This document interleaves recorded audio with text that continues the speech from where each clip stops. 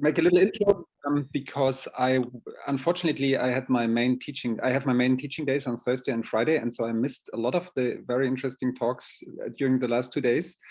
And I'm a bit afraid now that I might say things which have already been addressed and don't know what has been said. But well, that's the situation. And yeah, please tell me whether anything you have achieved so far is relevant for the things I'm telling you about. I put my slides in the chat, but I'll also share my screen in a moment just for the background. So I'm a philosopher. I'm a philosophy professor at Humboldt University. I haven't done any empirical, I'm not a sociologist, I don't do any empirical research on science structure. So my expertise comes from thinking as a philosopher and from activism, because I've been trying somehow to reform or to do something to reform the current Lehrstuhlsystem for a number of years now on several levels and also at our own department. And I'm happy to somehow share some of the experience with you if you later on in the discussion, the more concrete experience later on, if you ask me about it. So I want to talk about toxic professorality in the Lehrstuhlfamily, so using two concepts, namely that of family and that of toxic professorality, to shed some new light on a phenomenon which is probably well known to all of you. The German Lehrstuhl system, I'll talk about two things or two structural elements of the German Lehrstuhl system. And the first one will be shorter. It's about career and employment. It's shorter, not because it's less interesting, but because I think has already been discussed a lot. And yeah, so I think what I'm presenting here is rather well known, and probably many of you share the views. And then I will talk a little bit more and more deeply about power structures, and that might be new to, or my way of thinking might be shed some new light. And then in the third part, I'll make some proposals what to do. So here are some structural features of the career in the typical old school German Lehrstuhl system.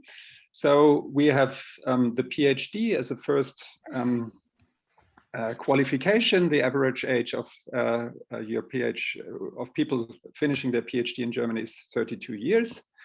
Then we have a second period of qualification. Traditionally, it was called the Habilitationsphase, but now there are other ways of qualifying.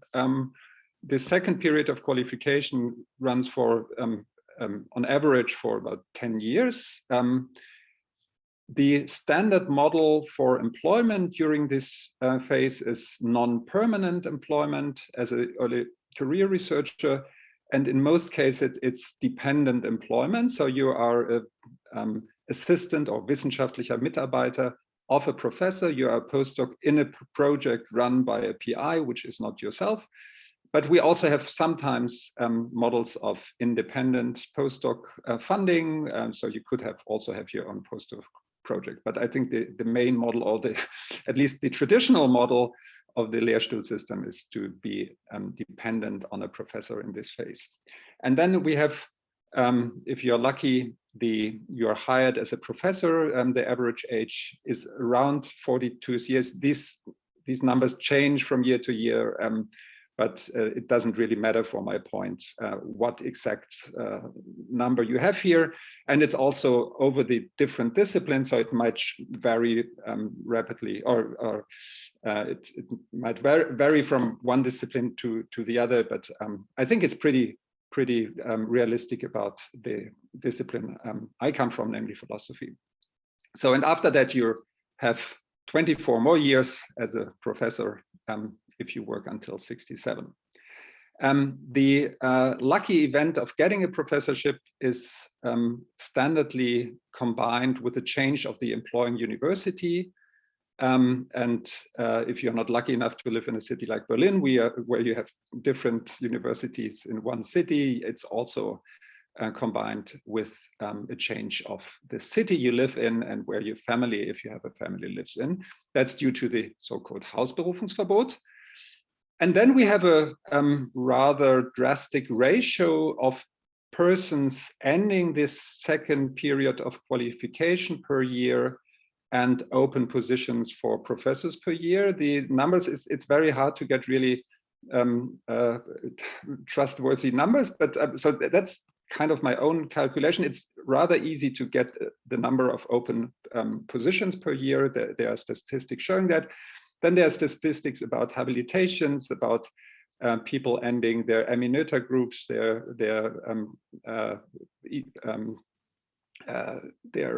other research group leader positions, and then there are tons of other non-permanent postdoc positions, especially through the Excellence Initiative. And so if you put all that together and somehow estimate, you get a ratio of, I ended up with a ratio of 4:1. Maybe it's a bit less, maybe it's 3:1, but I think 4:1 is not unrealistic. Now, this kind of structure has some problems, as many people have noticed during the last years, also in the public debate. So here are some well-known problems. First one, and maybe most important, it creates precarious working conditions for early career researchers, and the Ich bin Hanna activity is a sign of that, and it has become a lot of attention during the last year. Second, the system is sold by those who promote it as somehow a very hard selection process where somehow only the best ones survive, and so if you criticize it, you often get the answer of, well, academia is hard, so there's a lot of competition. That's how life is. Don't be too soft. But it's not so clear that really this system of selection really selects the best people, because there might be social groups, individuals or social groups, who tend to be more risk averse, and for very good reasons, like maybe traditionally women, but also just early researchers with children who want to have a family. Maybe if you come from a low income family and don't have a financial background to take the financial risk, to wait for permanent employment so long, etc. And these people are not necessarily the worst scientists, obviously, and so you might just pick just the risk-loving people, and these are not always the best scientists. Then it might create unsuccessful, in scare quotes, or biographies if your career in academia ends in your mid-40s. That might be an unhappy biography. It can certainly also be a happy biography, but it's certainly not unproblematic. I mean, it's not a useful model for personal development. In a company, for example, you wouldn't, or in other areas of society, that wouldn't be our best method to do somehow to select who's doing medicine in Germany. So throw out 74% in their mid-40s, and nobody would do that in other realms. But it also creates difficulties for the biographies of those who are successful. So it's although you obviously are very happy if you get your first professorship, it's not ideal if you have a family and a partner that you then have to change in the midst of a phase where moving to another city is a disaster, and then have to change your position. Then a fourth argument against the system, that it's not competitive, but it rather leads to a drastic brain drain. So and that's something I have really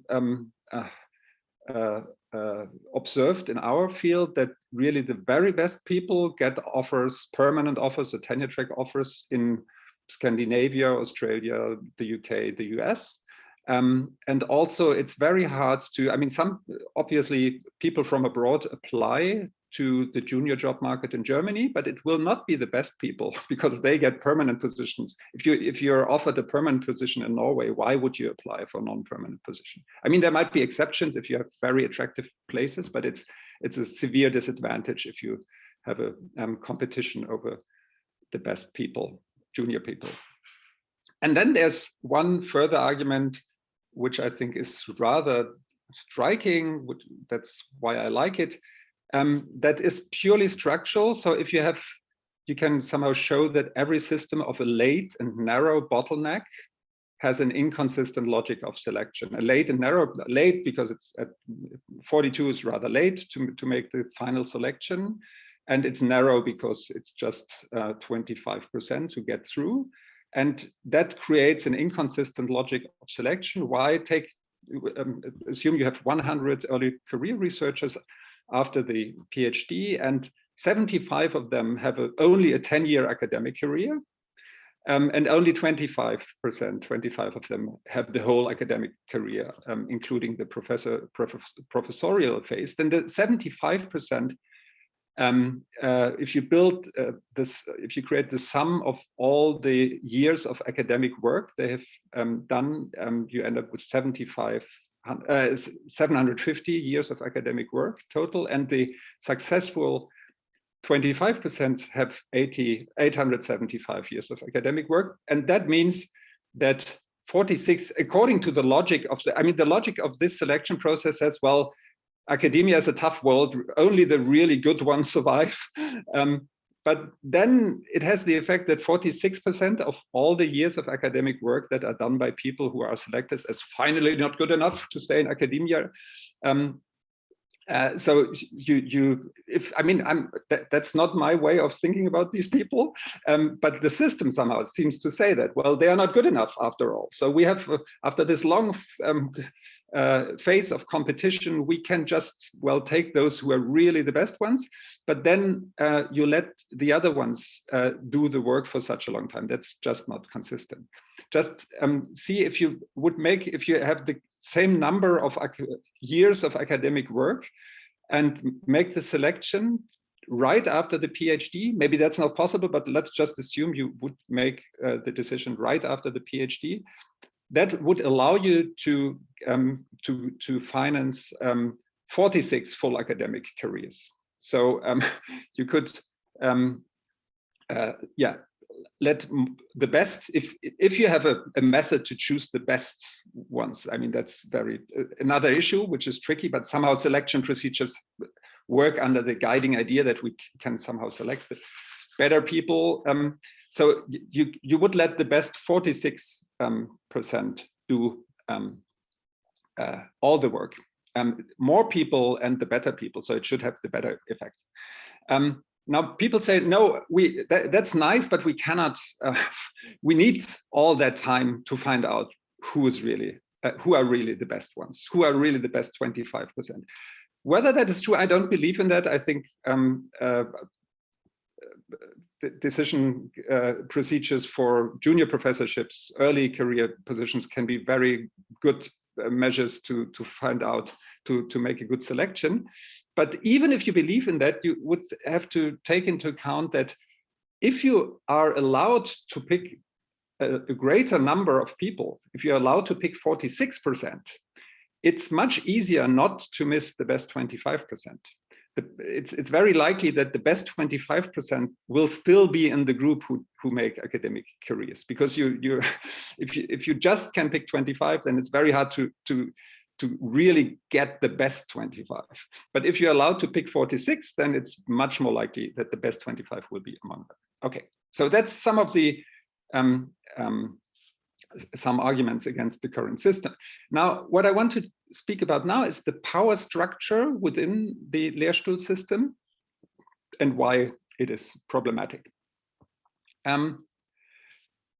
So the current system involves that German professors have an extreme form of institutional autonomy and also an extreme form of individual power over early career researchers. So without cooperating and coordinating with their colleagues, they can, for example, choose whom they want to supervise as a PhD students. If you're in an American department where you have PhD programs, then I mean, obviously, individual professors are involved in who wants to work with whom, but there will be a selection committee, and the wishes of several people has to be well balanced, and you have to discuss with your colleague whom to pick, and so on. They can heavily influence the evaluation of their supervised dissertation. And Jana Lasser talked about this on Thursday. As far as I've just managed to get half of her talk, but this was a point she mentioned, and I liked it very much. So if you have a system where the advisor is the examiner, then it's you who makes the final decision of the quality of your students' work. Then even more drastically, they have the decision to make individual autonomous junior faculty hiring decisions. So you decide which early career researchers are employed in the second qualification period as their assistants. So you pick, as an individual, pick one part of your junior faculty, one member. If you have one assistant position, you can pick one member of the junior faculty, and then maybe if you have lots of third-party funded projects, you also pick your postdocs. You might ask your colleagues, there might be, but I mean, the structure and the law, and very often the practice is that it's the one individual who makes the final decisions. And often this individual wouldn't even ask their colleagues. And then they have the right to issue directives to their assistants. So there is a Weisungsbefugnis. If you're an VMI, ein wissenschaftlicher Mitarbeiter, or an assistant, your professor is weisungsbefugt and can tell you what to do. In principle, there might be habits and rules who restrict this Weisungsbefugnis, but in principle, I mean, that's the idea of having an assistant. And then maybe also you have some influence which of their assistants gets which jobs afterwards. That might have decreased over the years drastically. It's some of the stories from the bad old times, which you hear, that professors would, well, pick their phone and negotiate, well, you pick my assistant, I pick yours, and stories like that. Maybe that's no longer like this, but still it's somehow clear that if you have an assistant who has got their habilitation, then somehow it's sometimes expected and assumed that you would do something to get those people a decent job. Whereas if you take, for example, the junior faculty in an American department, their department wouldn't do anything to get their junior faculty as other jobs and say, well, take our junior faculty, they're really gorgeous. We don't want to have them anymore, take them. That's absurd. I mean, if you think they are great, you would have hired them yourself. Okay. Now, I think that's, if for me, that already shows the system is rotten, that it's just, I mean, that kind of institutional power cannot be right. And if you just telling an American colleague that you pick individual junior faculty who's then your assistant, just, I mean, I find it really hard to tell this people from systems of other systems. So I think it's rather clear that something is wrong here. But then there are many people who say, well, I see that it looks a bit weird, but here enters the good professor.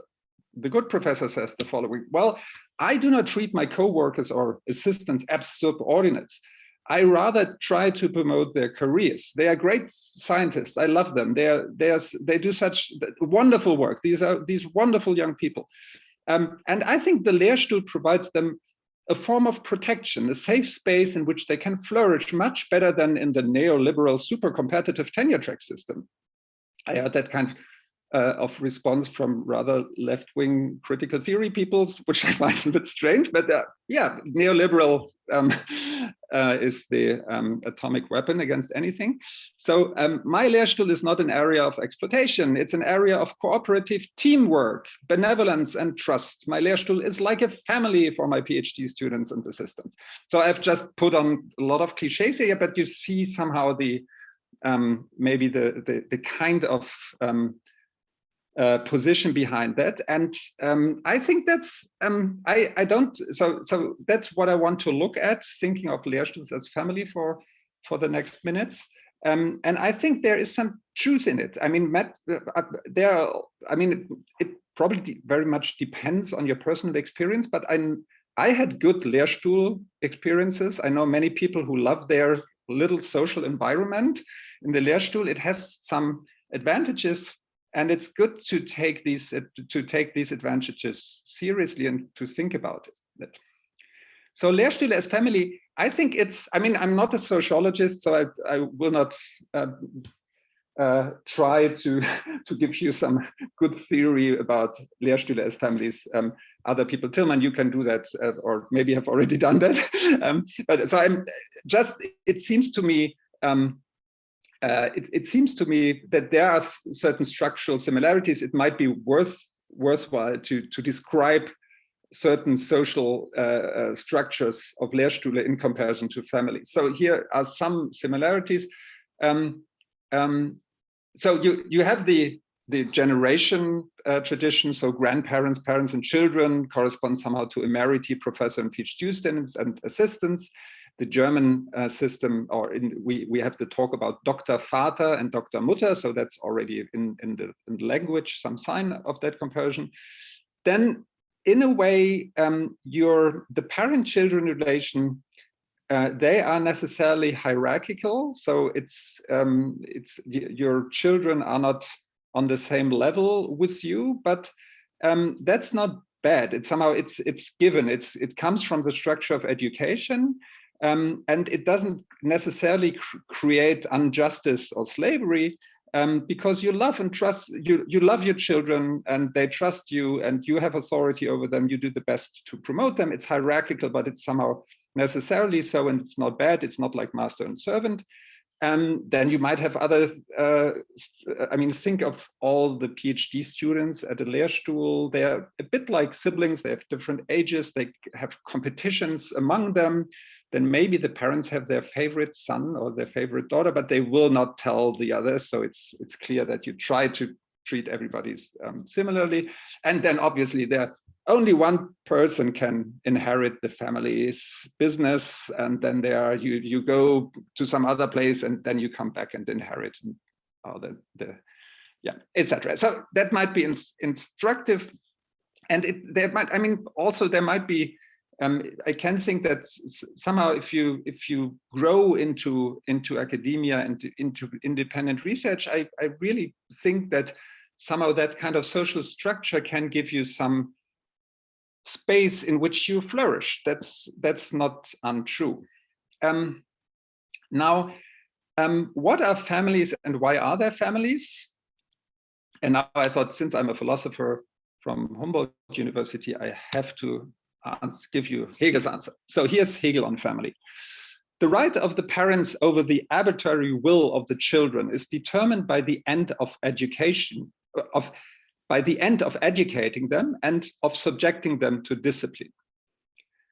The services which may be required of children should therefore contribute solely to the end of their education. They must not claim to be justified in their own right. For the most unethical of all relationships is that in which children are slaves. Children are free in themselves and therefore do not belong as things to their parents. As their relationship with the family is concerned, their upbringing has the positive determination that in them the ethical is given the form of immediate feeling, which is still without opposition, so that their early emotional life may be lived in this context in love, trust, and obedience, Gehorsam. But the negative determination of this same relation is that of raising the children out of the natural immediacy in which they originally exist to independence and free personality, and thereby to enabling them to leave the natural unit of the family. So I think what Hegel says here about the family is that somehow families are institutions that organize a hierarchical relation of education which is neither one between a free being and their property, so as the master and the slave, nor one between two equally autonomous individuals as in a contract. So the relation between parents and children is not that of a contract, because the children are not yet fully autonomous beings who could be somehow who could join a contract. That's only if they're adults, then they can do that. But as children, they are somehow subordinate in some sense, but they are free in themselves, as he would call them. I cannot treat them as things. They're free, but to some extent they're already free. But then the education is the aim to raise them to full autonomy and freedom.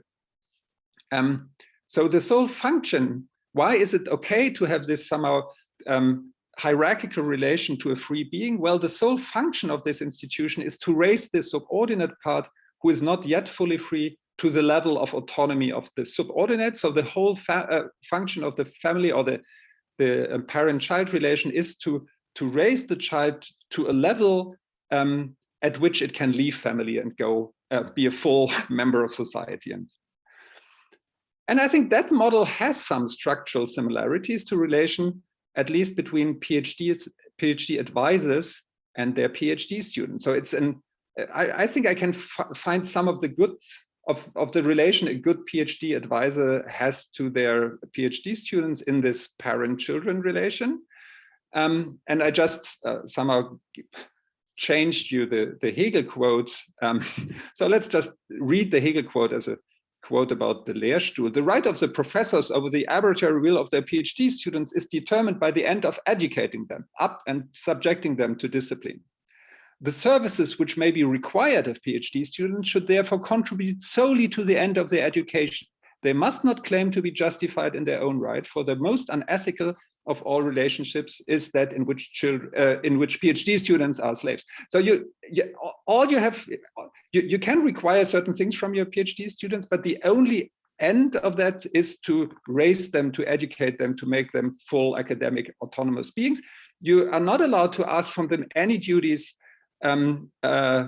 which don't have this aim. Just organize my conference, do that other stuff for me. So that's not a legitimate thing you might ask from them. PhD students are free in themselves and therefore do not belong to things to their advisors. As their relationship with the Lehrstuhl is concerned, their upbringing has the positive determination that in them the ethical is given the form of immediate feeling, which is still without opposition, so that their early emotional life might be lived in this context in love, trust, and obedience. Okay, they're love and trust. So so it's not. I mean, PhD students are not fully like colleagues of yours. They are not yet. There's still some kind of hierarchy. There's still some extent to which you can tell them what to do or give them advice or whatever. But the only aim of giving them this advice, or the only aim of not letting them do what they fully want, what they want in themselves, is to educate them, to make them better researchers or better scientists. But the negative definition of the same relation is that of raising the PhD students out of the natural immediacy in which they originally exist to academic independence and free academic personality, and thereby to enabling them to leave the natural unit of the Lehrstuhl. So just playing around with this quote a little bit, but I think there's some truth in this. So I think the family model might be helpful to some extent to conceive of advisor relation, at least if combined with new family models. So there should be patchwork Lehrstuhl families.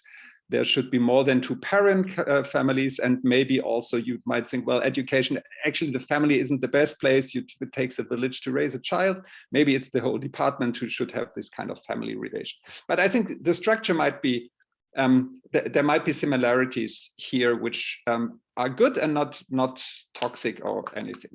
However, nothing of this, I think, justifies the structure of the current Lehrstuhl system. Why? Now compare, so parents, they have some, they are in some hierarchical relation towards their children, but they do not have the right to decide whom they want to have as their children. So it doesn't follow from this hierarchical situation that you independently are allowed to pick whom to supervise. So if you have a system which has selection committees for PhD students, that's perfectly fine. That doesn't contradict the family model. Then parents do not have the right to decide about financial support of their children. So Hegel writes, children have the right to be nourished and brought up by the family assets. They have the right to do that. So you don't have the right to, if they're 16, to sit them on the street and say, now your funding has run out, so please leave my house. That's nothing you have the right to do with your children. So if you compare families to Lehrstühle, then it should follow immediately that the funding period needs to correspond to the qualification period. Then, more importantly, the aim of an education in a family is to overcome family and to be recognized by civil society as a free and equal autonomous being. I think that if you take the PhD's examination as the point where you enter, where you leave the family and enter the civil society, then it's clear that this examination shouldn't be done by the advisor, because it's about that point is the point of recognition by the society beyond the family. So not by your own advisor, but by the scientific community, by other experts in the field. So I think that's a strong, even if you have the family model, that would be a strong reason to say, well, advisors shouldn't be examiners. And now, most importantly of all, the family model is bizarre when applied to the postdoc period. Here, it literally means to treat fully autonomous persons structurally as children. So you might think that there's some truth in this education and trust and love and hierarchical model, but I think it's just not correct to apply that, to transfer that model then to the postdoc phase and treat junior faculty as if there were children who still need that guidance and who are still not fully autonomous. So I think that's obviously the worst part of the German system, I think. Now, also, I think the Lehrstuhl structure cannot be vindicated by the morality of the professor. What do I mean by that? Well, a structural violation of autonomy, if you say that all that power which the structural power that a professor has, even you have someone who doesn't exert that power, the system is still bad. So there are many people, many of my colleagues don't exert this power in a bad way, or maybe they at least think so. And I think of myself of not exerting that power in that way, but it's still, that doesn't vindicate the system. And you can compare that to slavery. Even if you're a morally good slave owner and really love your slaves and do the best for them and always do what you support them in any other way, you are still a slave owner, and still somehow the structure of giving you the power to not to do that, to refrain from supporting them, is bad. And then also, and now the toxicality comes in. I think that even with people who think of themselves as really being against the old system, there are so many somehow practices and attitudes in which what I call toxic professorality pervades, that it's very hard to get rid of that attitude, even if you officially think it's wrong. And that structure is similar to, you might think, well, I'm really not a sexist, but then there might be all this kind of implicit practices you participate and unconscious beliefs or whatever. And I think here are two examples. You might have your own examples, but here are two, I think, rather typical examples of toxic professorality. One is the professorium. I don't know if any university has that. In my university, the professorium is a meeting of the professors. If you look in the Humboldt University Constitution, that doesn't exist. There isn't, in the Constitution, there isn't a realm for a meeting of professors only. There's just the Institutsrat, departmental meeting, where all the groups are represented. But in fact, I mean, depending on who's head of department, the professorium makes all the decisions. Or conference organization as teamwork. So we had a big conference 3 years ago, and it was officially done as teamwork. But in the end, I mean, teamwork means then there is the one who's the president of the society who organizes the conference, and teamwork means that a lot of junior faculty just have to do a lot of work, and they are not asked whether they, I mean, they are asked, and they in a friendly atmosphere, and they have some team spirit, I'm sure, but it's not that it could be the other way around. It's not like that any junior faculty could organize a conference and ask 3 professors if they want to join their team to organize it. So there's a lot of somehow implicit hierarchy and power exertion going on, and probably many other things. And the third point, which I also find more and more important, is that I think what is problematic about the Lehrstuhl system is that it implies a wrong horizontal power structure. So not only do I structurally mistreat my subordinates, but I'm wronging my fellow colleagues, I think. Why? Well, it's clear that in a democratic conception of a community of autonomous academic agents would have it that any decision which has massive effects on other agents should be guided by a democratic procedure that respects the autonomy of the others. So if me and my professorial colleagues, if I think that's the group whom we all belong to, our department, or I conceive of these professors as the primary autonomous agents of the department, and say we have to make a decision, it's somehow clear that any major decision which has an effect on the department would have to be made in a way where I introduce the opinion of my colleagues. But if I'm making, I mean, hiring junior faculty is maybe the most important decision a department can make, or hiring decisions are in general very important. Junior faculty isn't less important than senior faculty.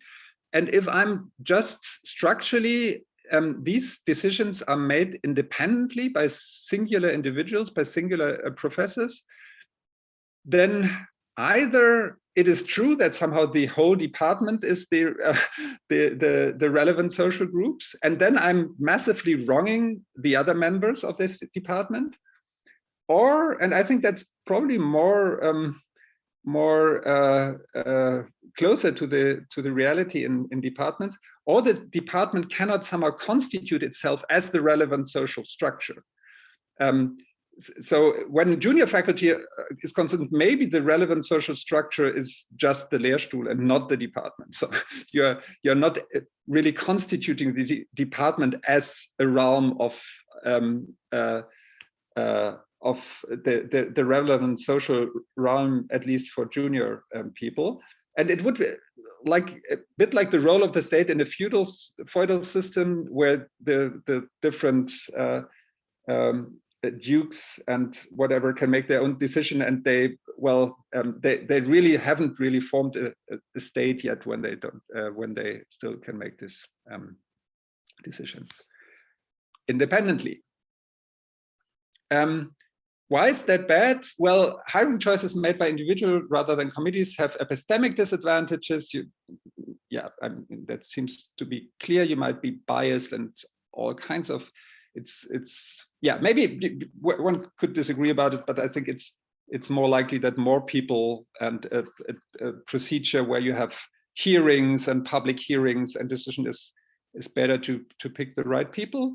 But also, I think hiring choices made solely by individuals rather than committees lack aspects of selection processes that will later occur in hiring for permanent professorial positions. So it's easy somehow, if you are someone who's very good in your own discipline and maybe a little genius, and people know how good you are, also you publish not enough, and you are also not really good in explaining your brilliant research to other people, then maybe you will be hired from your professor because they know how good you are, but you'll not have good chances later on if you apply in front of a whole committee for a department. So I think, that's also a structural problem. So what shall we do? I think it's pretty obvious we should somehow have an earlier selection decision about permanent or tenure track academic jobs after the PhD or after a short postdoc period. And then we should introduce less hierarchically structured employment and hiring models. And there have been, as they were, I think, already mentioned, so there are worked out models, department model of the Junge Akademie, the NGA model. Our philosophical societies, the GAP and the DGFIL, have worked on a paper where they propose models. So these models are around. And I think that many senior members, at least in my subject, many people think that the old Lehrstuhl system needs to be changed and have a lot of sympathies of the new model. And I think one question which is very the decisive one is, why is there so little change? So although many people think something needs to be changed, why is there so little change? And just one or two slides, and then I'm done and up for discussion.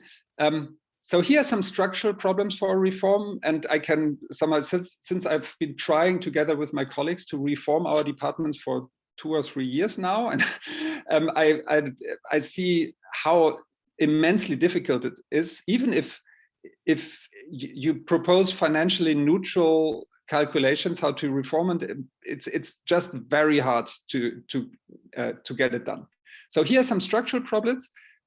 One is university administration. They are really not ready to think in these new structures. For example, I'm trying for 3 years now to get an answer from my university how we can calculate old positions or VMI positions if we want to trade them for tenure-track professorships. I just don't get an answer. They're just not willing to talk to me, or they talk to me and then half a year later, then everything is changes again, and so it's nobody has a strategy there. So that's really bad.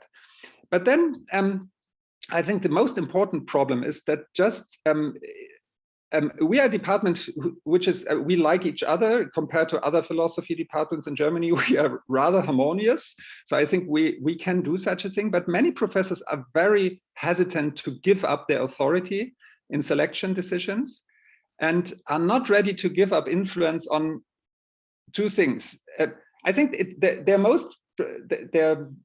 their problem is not so much, or at least the people I know, is not that they are not ready to give up the privilege to have someone who works for them, but they don't want to give up the privilege on the denomination of the junior position. So they want to defend their field, and they are afraid if they start to pool their assistant positions, then, and they, for example, do ancient philosophy, then somebody will take it away and put it to some modern trendy stuff. And they say, well, I have to fight for modern philosophy, so I fight for my assistant position. And it's very hard to give up if you have an influence. If you are the one who decides about quality, then, I mean, everybody of us thinks that I know best who's good. I mean, it seems to be almost analytic. So my opinion about who's bad it will all be my opinion. So how great, I can really choose. I'm not, there's this one case where really nobody, not the other stupid guys, decide and pick the wrong person. I know who's really good. And they're not ready to give it up. And I think that means if that's the real obstacle, that means I think if you are at a department and want to reform, you really have to address these worries. And I think one thing which I've tried out as a head of our department for the last 2 years is you have to present a tableau of denominations of future junior positions. People have to know what they expect in the new system. It's not, you cannot just start, well, let's pool our positions and then let's decide what denominations the future positions have. You have to negotiate before people are willing to pool their positions. They need to know what's the outcome. You should also not use the reform to decide the methodological battle with your colleagues. Yeah, I think that doesn't need comments. And I think it's very important not to present the whole reform only as introduced out of considerations for the younger generation, which obviously do play an important role, but it's always, I mean, people want to have good academic lives themselves. They want to have good working conditions. And I think a new model has a lot of attractions, and it's much better. You have more people who can do professorial work. You have better colleagues, you have more, this whole fluctuation, which makes you crazy, would disappear. So I think it's very important somehow to tell a story about the whole reform process, which makes clear how many advantages for everyone a new model has. Okay, thank you so much.